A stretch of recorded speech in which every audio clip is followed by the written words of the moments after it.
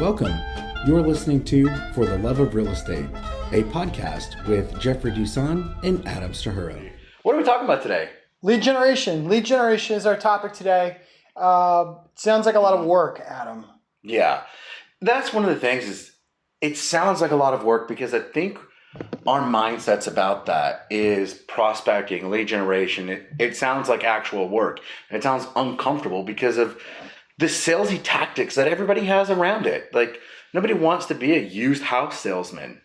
And so that's why people aren't lead generating because they feel that it's bothering people. Why? Right. So you tell a story a lot of times about a friend of yours that some days would just say, I'm going to lead generate. And what did he really go do? He went surfing. He went surfing. You lived on the beach at the time. Yeah. So was he lying? No, actually. How was he not lying and doing something, surfing was something he loved, I assume? Yeah. So how was he not lying and doing something he loves? That actually became one of the things that we would focus on is there are different types of lead generation. We have the active lead generation where you're going at it and the passive lead generation where the leads are kind of coming to you. And really you can do a combination of both. So what I did is I worked with him and said, well, how about this? Why don't you come into the office and then in the morning do active lead generation, in the afternoons go surf. And he's like, really? Because what ended up happening is he's out there hanging out with his friends, talking and surfing. And of course, real estate gets brought up because it's work, it's what he does. And they said, well, that's interesting. I'm actually looking for a place or looking to sell a place, looking to do this. So he was social. Yeah. I was just making a friend. So I'm a very outgoing person. Yeah. But there's times where I just want to shut it down. Yeah. Just need some quiet. Don't want to see a phone. How can I lead generate during that time? Well, I can't. Right? You can't. We've got to pick and we've got to choose our times that we're going to be friendly and we're going to be out there. And if we're out in public, be you. Yeah. I mean, I always think it's funny that people who wear shorts and t-shirts all day then show up to a listing presentation in a suit. No, be you. Wear what you wear. Yeah. Don't drop off the pre-listing packet looking like a hobo to somebody's house, get caught, and then the next day show up in a suit and tie. Yeah, that's the main thing is be authentic, be yourself. And, there's times where it's like you can't be on all the time. Right. That's work-life balance. That's fine. So be authentic and lead generate your way. Yes. And we need to have at least 3 main sources of lead generation, right? There's really 5. The average agent has 5 ways that they get their leads coming in. The first 2 are usually like 75%, 80%. Yeah. Well, especially, the first one is going to be marketing your database, working with your database. The sphere of influence. Yeah. And then the other ones really are up to you. What I find is some agents don't work their database at all and really only have like one lead generation source. And then I see others who are trying to do 20 different things for lead generation or even 10. And it's just, and they're not noticing the results. They're like, oh, I sent out postcards once. I did this. I paid for Zillow leads. I paid for this. Yeah, all great ideas. Yeah. They're all great ideas in a vacuum. But if they're not part of a cohesive strategy, they're not worth the money. Exactly. So let's start with free, sphere of influence. Yeah. This should be everyone's main source, right? What should I do? How does this start? How do I start capitalizing my sphere of influence?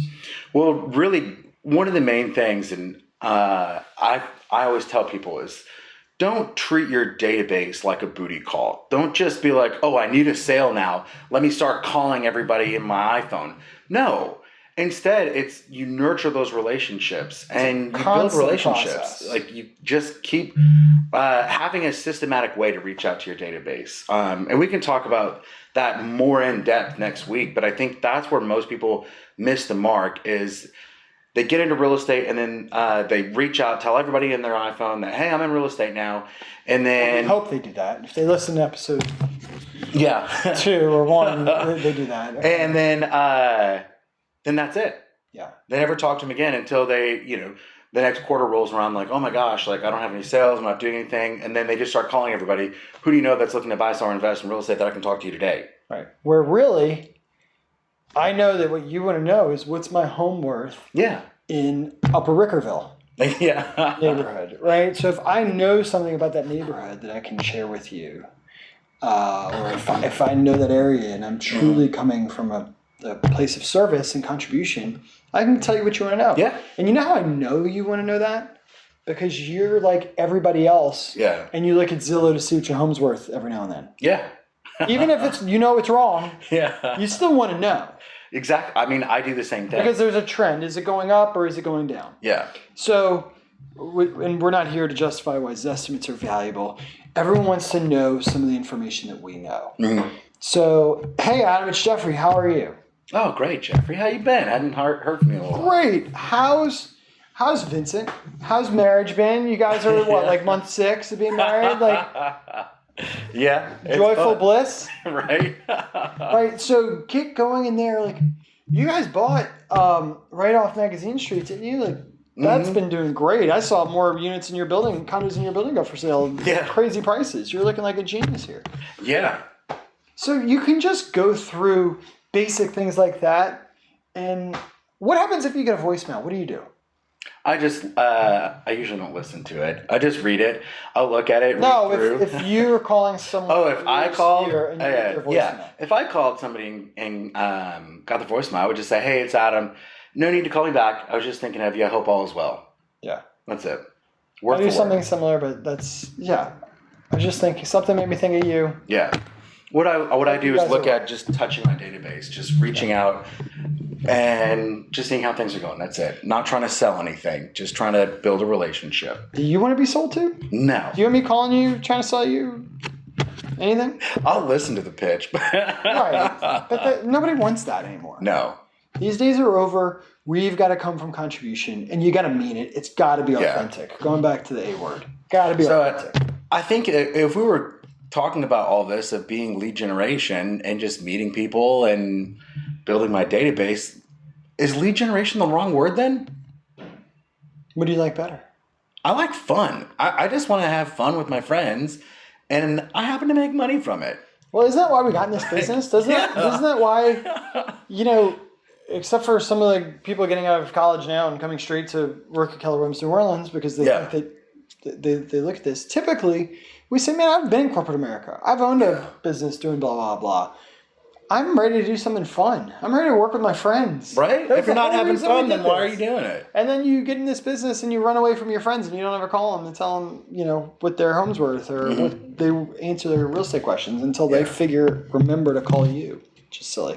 Okay, so that's number 1. Let's go to number 2.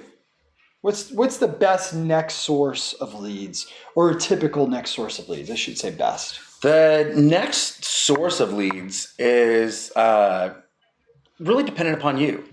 Right. It can be whatever your business model is. Now, if your business model is spending $6,000 a month to Zillow to pay for leads. Well, we can certainly get that price down, right? You can do that. There's definitely ways to do internet leads. Open houses or Facebook. Sure, that can be a great one. Anything. I mean, there's definitely a way to get internet leads down from $300 a lead with Zillow, $400 a lead with Zillow, That's to way too much. $1 to $3 a lead. Yeah. Still using social media advertising campaigns. Okay, so that's another one. What about just owning your area where you live? Yeah. Owning having a farm, taking care of it. Is that expensive?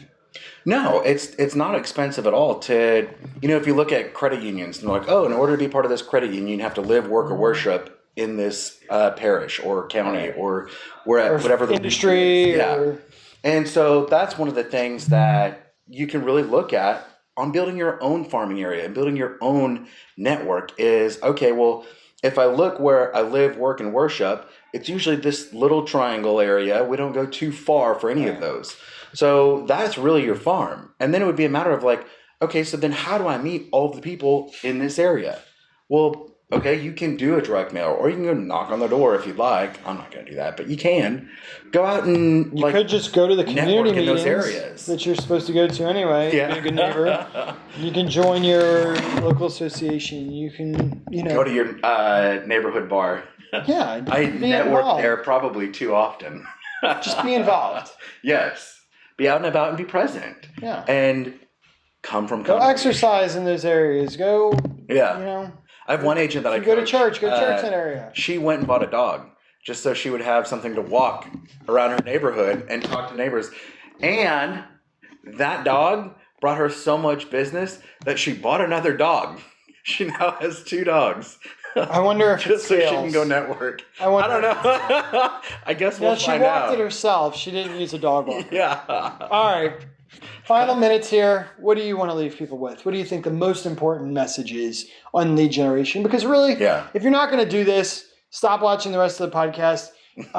Basically, and work your exit from the business, because you've got to have leads. That's the lead domino, so to speak. You've got to do this first. You've got to have clients, or else there's really a hard way for you to be in real estate business. Or you got to get in business with someone that does have clients. Right? That's what I say. One or the other. They always say it's the contacts. Real estate is a contact sport. So you've got to grow your network. And I would say, instead of just saying, oh, it's lead generation, no, I would focus on it's just having more friends. That's it. Just growing my iPhone list and growing your database, whatever you want to call it. But stop being so salesy and pushy. Just meet people. Find where you can help solve their problem. Yeah, and social media can totally be a part of that. Organic social media is totally a part of that. I actually think that now we don't mention it in here so much anymore, because that's just what you have to do. Yeah. Wishing people a happy birthday, knowing what's going on with them. It's never been easier, right? You can type their name in right before you call them and get a quick lowdown on everything, everything they post. And that's, you just got to do that. Yeah. These are just the basics of sphere interaction. It's not, there used to be this whole thing around like Facebook lead generation. No, there's buying ads and there's organic, like, working with your sphere on Facebook. Definitely. Just making more connections. Got it. Love it. Thanks so much. Thank you for listening to For the Love of Real Estate, a podcast with Jeffrey and Adam. Research and contribution to this week's episode is provided by Jeffrey Dusan Jr. and Adam Stahura. Our engineer chief mixer is Chavis Quick. Keller Williams Realty New Orleans, licensed in Louisiana. Each office is independently owned and operated.